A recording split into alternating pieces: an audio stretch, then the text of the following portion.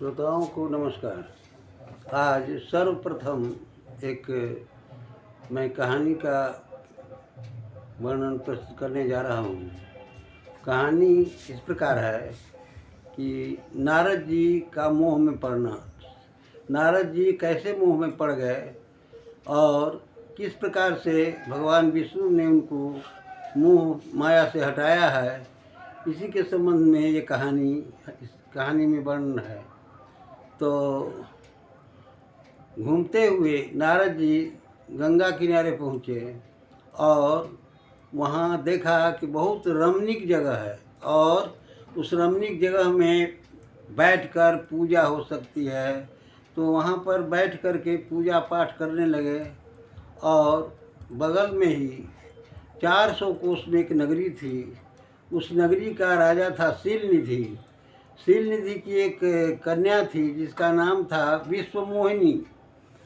तो विश्वमोहिनी को हाथ दिखाने के लिए उसके पिता शीलनिधि मुनि के पास, नारद मुनि के पास ले गए और तब उन्होंने, नारद मुनि ने कहा कि जिससे इसका संबंध होगा, विश्वमोहिनी से जिसकी शादी होगी, वो राजा कहीं किसी युद्ध में पराजित नहीं होगा और गुणों को, बहुत से गुणों को छिपाकर उन्होंने उस कन्या के बारे में, शीलनिधि की कन्या के बारे में बातें बतलाई।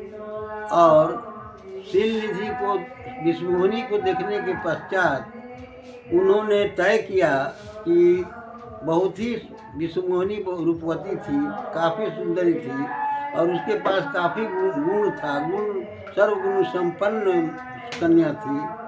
तो नारद जी ने सोचा कि इससे शादी हो जाती तो बढ़िया था।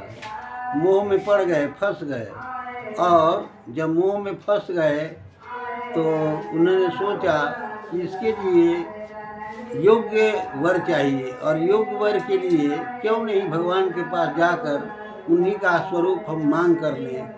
तो इतना ही कहकर मैं अपनी वाणी को विराम देता हूँ। श्रोताओं को नमस्कार। इसका शेष भाग कुछ ही क्षणों के बाद प्रकाशित होगा।